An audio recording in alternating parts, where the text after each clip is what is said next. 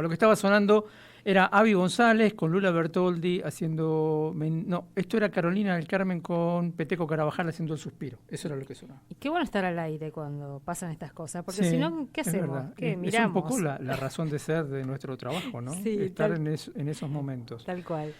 Comentábamos, Alicia, hace un ratito, una idea que nos pareció, claro, sesgado mi comentario porque a uno le apasiona el cine, ¿no? Pero nos pareció una genial idea en su momento recuperar una institución que para los argentinos es muy importante. El cineclub más antiguo de toda América, toda Latinoamérica por lo menos, es un cineclub argentino, el Cineclub Núcleo. Y hay una larguísima tradición en nuestro país vinculada con el cine y con el debate en torno del cine, ¿no? Entonces la figura, la idea del cineclub siempre me parece a mí una figura fascinante y cargada de cosas. Y bueno, hace un tiempito una resolución del IABIN crea el Archivo General Audiovisual y una cinemateca correspondiente, ¿no? Y desde ahí se están generando espacios para ver buen cine. En lo inmediato, ahora, en un rato, en el centro de la ciudad de Posadas, se vuelve a proyectar un peliculón, como es Prisioneros de la Tierra. Está Guillermo Rovira en línea, los saludamos. ¿Cómo estás, Guillermo? Alicia Rivas, Miguel Riquelme aquí. Hola, Miguel. Hola, Alicia, ¿cómo están? Muy bien. Bueno, decíamos, ¿no? Primero que nada, qué lindo esto de volver a tener espacios donde compartir la ceremonia de ver películas y luego quedarse charlando sobre ellas. Vos sabés que escuchaba recién tu intro y pienso en qué loco, qué lindo todo esto, porque hoy a la mañana en nuestro Zoom del IABIN dimos un taller de cineclubismo para las casas de estudio de Misiones, donde habían alumnos y profesores, representantes de cada una, por lo menos de las carreras afines al audiovisual que hay en la provincia. Y el taller estuvo buenísimo, porque bueno, yo justamente di como la parte introductoria, era coordinado por Mariana Lombardini, que también es mi compañera, que es del área de capacitación e investigación de IABIN, y cada una de las áreas teníamos dábamos nuestro aporte, ¿no? en el taller, y lo mío era justamente dar un poco una breve introducción de lo que era un cineclub y de dónde vienen los cineclubes y la historia del cineclub, y yo contaba algo parecido a lo que dijiste, ¿no? Esta cosa de cómo el cineclub, al igual que las cinematecas que nacieron prácticamente juntas, casi, no sé, digo, desde la década del 20, por suerte se les ocurrió este buen hábito. Primero los franceses y después enseguida saltó el charco y vino por este lado. Y la verdad que está buenísimo ir recuperando, ¿no? Con todo este fenómeno encima que está ocurriendo de las plataformas y del consumo, porque yo siempre digo que como que lo que, viste que se dice el cine está en crisis, y hay un libro muy interesante que se llama Contra la cinefilia, sí, que habla de que justamente no está el cine en crisis, sino que lo que está en crisis es la nostalgia que tenemos la mayoría de los que consumimos, o sea, la nostalgia de la cinefilia, digamos, ¿no? Sí, es verdad. Que es que queremos que las cosas sean como eran antes, y en el fondo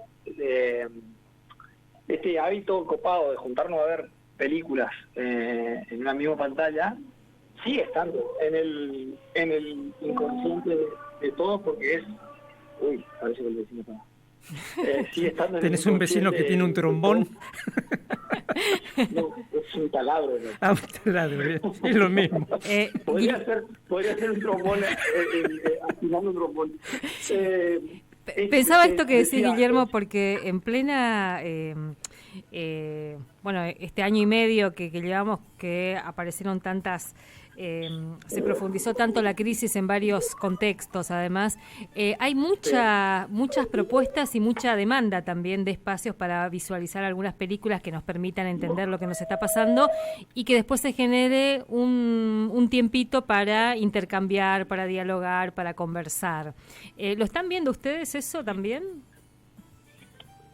Sí, porque justamente a lo que iba es, ¿no? O sea, digo, esta cuestión de que la crisis, la aparente crisis que se tiene sobre el consumo, de cómo estamos recibiendo el contenido, para mí canta en que por suerte espectadores hay, ¿no? Uno se da cuenta de que espectadores para ver cosas hay, no los tenemos que inventar. Hay un gran consumo. Como esto para mí viene desde la prehistoria, porque lo digo, nosotros los seres humanos, sentarnos a mirar una sombra proyectada sobre una pared, seguramente contra una piedra o algo, lo hacemos desde que existe la humanidad más o menos. Yo creo que hay que retomar eso nomás, y es como es algo que se enciende, ¿no? O sea, inmediatamente uno recibe una respuesta de parte de la población de que, che, vénganse a ver, el zombie este. vénganse a ver, menos mal que no en el medio de la producción, porque ahí sí que... Sí, es terrible, ¿no? Pero digo, vénganse a ver una película, vengan a conversar, encuéntrense con miembros de su comunidad, qué sé yo, y es muy loco porque inmediatamente todos conectamos con ese pasado, sí, que tenemos, sobre todo los del Cier Pagano, pero digo, todos conectamos inmediatamente con el pasado ese de haber estado alguna vez en una sala viendo una película. Esa cosa que Tarkovsky dice, ¿no? El encuentro del espectador con el pasado vivido, que eso es lo que él dice que... Él dice que por eso los espectadores vamos al cine, ¿no? A buscar a ver si nos podemos encontrar con algo vivido.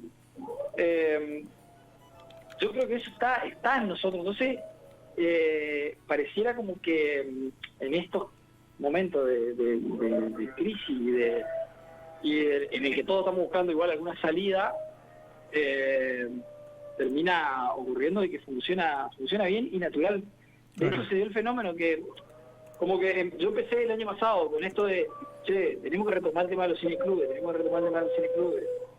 que no es tampoco una idea mía, porque los que la hicieron muy bien fueron los chilenos, en el 2010, cuando reabren la Cinemateca Nacional, que la Cinemateca Nacional estuvo cerrada de la época del golpe de Pinochet hasta el 2010, una Cinemateca Nacional chilena que tenía su sede encima en la universidad, porque es una Cinemateca Nacional dentro de la universidad. Y ellos redactan ese manual de cineclubismo y se basan en el sistema de los cineclubes para poder desde ahí construir la red de salas y el modelo funciona perfectamente. Yo decía, es que tenemos que tomar este modelo, porque nuestro territorio, además, y las características que nosotros tenemos en Misiones, el tipo de público, la poca tradición también de cinefilia que hay, porque tampoco nunca en Misiones no tuvo tantas salas de cine como otros lugares, como una tradición. Entonces, digo, esto puede funcionar muy bien, y la verdad que es re loco porque desde que lo estamos como llevando a cabo, prácticamente en lo que va del año, una o dos veces por mes estamos recibiendo el pedido o la noticia de alguna nueva propuesta o un grupo que quiera sumarse a la red dentro de la provincia. Uh-huh. Guille, hablemos de lo que va a pasar hoy en el espacio Urunday, esta tardecita noche, con una película que además me gustaría que cuentes brevemente la historia de esta copia que vamos a poder ver, porque primero que es un peliculón con imágenes impresionantes de una Posadas que ya no existe, ¿no? Y de una Misiones que ya es otra. Entonces me parece que vale la pena que cuentes un poco qué película es, quién es el director y cómo llegamos a esta copia que está en tan perfecto estado. Bien. La película entre todas las dichas que a veces nosotros tenemos, ¿viste? Que las cosas estas que nos ocurren para bien. Prisionero de la Tierra, de Mario Soffici, que fue filmada en el año 39, como vos contás, en Posadas, en principio, y después otras partes fueron filmadas que fue la discusión de ese día de la producción, algunas en San Ignacio, tal vez algunas en Santa Ana y en esa zona. Es el camino al cementerio de Santa Ana, decía uno, no, es San Ignacio. No. Exactamente, ¿viste? Para mí ese día de la producción estuvo buenísimo porque cuando uno lleva este tipo de películas al territorio donde pudieron haber sido realizados, la discusión va a otro lugar también, ¿no? O sea, no... Incluso uno empieza a obtener datos que no tenía de la película. Tal cual. De la gente que conoce los lugares, ¿no? Prisionero de la Tierra es una película histórica, argentina, considerada una de las grandes joyas del periodo clásico. Soffici está considerado como uno de los maestros de maestros, digamos. Y la particularidad de esta película, además de que se la considera como esta joya porque Soffici sale de los estudios de un periodo de donde las grandes películas se hacían en estudios, y el tipo toma la decisión, el riesgo y convence al estudio de que la película tenía que filmarse en locaciones y agarra un equipo de cine estamos hablando de hace 80 años y se viene a filmar a Misiones. Tiene la particularidad de que esta película estuvo durante mucho tiempo considerada una película, digamos, que estaba en condiciones o corría riesgo de desaparecer porque solamente se conocían 2 copias en Argentina, 2 copias que además eran copias de exhibición, o sea, estaban en muy mala calidad, en 16 milímetros, copias que habrán seguramente estado girando por cines y cines. Por suerte estaban en manos de gente que, digo, por un lado el Museo del Cine, que está Paula Félix Didier, que es como una referente del tema, y por el otro lado Martín Fernando Peña, que bueno, que también coleccionista, archivista, pero tenían estas 2 copias que la verdad que Fernando Peña, sobre todo, que tenía el programa en Filmoteca Online, en TV Pública, la pasaba a la película, siempre remarcando esto, y la película, y si uno busca en YouTube y encuentra esa copia, se veía muy mal y se escuchaba muy mal. Sí, es la que yo vi. Y lo loco es cuando que la película, ellos empiezan a hacer una investigación para conseguir para ver si existía la posibilidad de poder restaurar esta copia, y tal es así es que quedan con una copia que estaba en la Cinemateca Francesa, guardada, de una colección privada que estaba guardada dentro de la Cinemateca Francesa, y con esa copia más otra copia que aparece en Praga, en la Cinemateca de Praga, hacen de esas 2 copias más las copias de 16 milímetros que habían en Buenos Aires, consiguen un fondo para restauración que le otorga la fundación que tiene Scorsese, la Film Foundation, y a partir de ahí la película es restaurada, restaurada, digitalizada, y se hace todo lo que es el proceso de restauración digital en Bolonia, en la Cinemateca de Bolonia en Italia, con la coordinación de la gente del Museo del Cine, Paula, y qué sé yo. La película se obtiene una copia que es la copia que pudimos ver, que es la copia que vamos a pasar hoy también, que se ve de manera espectacular, se escucha de manera espectacular. Vos tuviste la oportunidad de verla ahora hace poquito. Realmente uno disfruta de una película como si estuviera viendo una copia de estreno, digamos, ¿no? Recién filmada, y ahí se aprecia además de la calidad técnica de la época, que estos tipos no tenían, ya filmaban muy bien y qué sé yo, se aprecian detalles que tienen que ver con el paisaje, con la actuación, con lo sonoro, y Soffici tenía una característica muy particular, que era que fue un cineasta que filmó en toda la Argentina, porque él de joven, cuando vino de Italia a Argentina, también trabajó en diferentes partes del país, fue un tipo que conocía el territorio, y entonces su filmografía es así también, una filmografía bastante federal, ¿no? Y está bueno porque uno nota que no es una película con una mirada ajena de lo que ocurría, además de que se apoya en estos cuentos de Quiroga que son adaptados muy bien, ¿no? Tal cual, están enlazados. La verdad que yo digo, nosotros tener la dicha de que nosotros podamos tener esa película como para también como punta de lanza, ¿viste? Y como caballito de batalla para ir generando toda esta movida, me parece increíble y espectacular, ¿viste? Guille, bueno, además esto forma parte de un ciclo, otra tradición de los cineclubes, es decir, no es una película aislada, a veces las había, pero en general eran ciclos donde las películas dialogaban entre sí, y aquí se proponen 3 películas más o menos contemporáneas, además. Exactamente. Me gusta pensar que eso, ¿viste? Esa idea de que nos pasa a nosotros, ¿no? Los cinéfilos, cuando uno empezás a ver, y por ahí de pronto te cae la ficha y ves una película y decís, pero loco, esta película se hizo en la misma época que esta, habla más o menos de lo mismo, y hasta uno empieza con ese diálogo de decir, ¿será que John Ford vio Prisionero en la Tierra y la tomó como referencia? ¿O será que esto ocurre, como ocurre miles de veces, también esa casualidad de que 2 personas en distintas partes del mundo están pensando más o menos lo mismo y están, ¿no?, abordando los mismos temas, corriendo los mismos riesgos, sin saber Bueno, entonces, con esa intención un poco y de también como ir dándole al espectador, al cineclubista, esta cosa de poder entender a veces y empezar en ese juego, ¿no? Que es lo que en realidad después te permite y te va abriendo la cabeza a empezar a hacer eso con otro tipo de obras.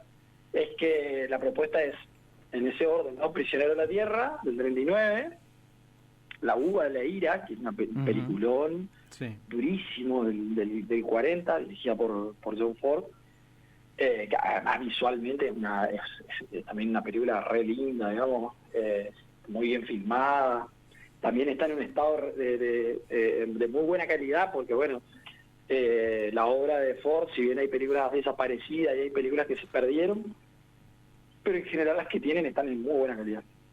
Y yo buscaba un cierre, ¿viste? Me faltaba como una para la trilogía, para que no quede como... Y había 2 o 3 candidatas ahí, y me pareció que estaba bien también cerrar el ciclo con Ladrón de Bicicleta, que ya da paso a lo que ya sería el neorrealismo italiano, ¿no? Que ya es el periodo posterior. Entonces, nada, me parece que son 3 pelis en 3 puntos distintos, en el que no transcurren más de 4 o 5 años entre una y otra, entre las 3, digamos, pero que aborda toda una temática de un disparador para la charla y que es tal cual. Bueno, si te parece, Guille, cerremos con la invitación concreta. Espacio Urunday, esto es hoy jueves, en la esquina de Bolívar y Buenos Aires. Más que nada la entrada está sobre Bolívar. Sí, ahí casi llegando ya a Buenos Aires. Casi llegando a Buenos Aires. Y esa casona vieja que mucha gente conoce y que ve de afuera y no sabe bien qué es. Bueno, adentro hay un espacio hermoso, que es de José Luis Larzábal, el compositor. Sí. Y ahí es donde armamos el Cineclub de la Cinemateca, porque la verdad que el lugar es re lindo, es accesible para todo el mundo, está en pleno centro. Y ahí tenemos armada la pantalla y proyectamos hoy Prisioneros, y el jueves que viene y el otro, las otras 2 películas, y así prácticamente todos los jueves a esa hora, como decimos, a las 20 horas. La entrada a la gorra es para colaborar más que nada con el lugar. Bueno, así que ahí los esperamos. Perfecto. Guille, muchas gracias. Gracias a ustedes por la llamada, y cuando quieran charlamos, así que estamos en contacto. Dale. Gracias.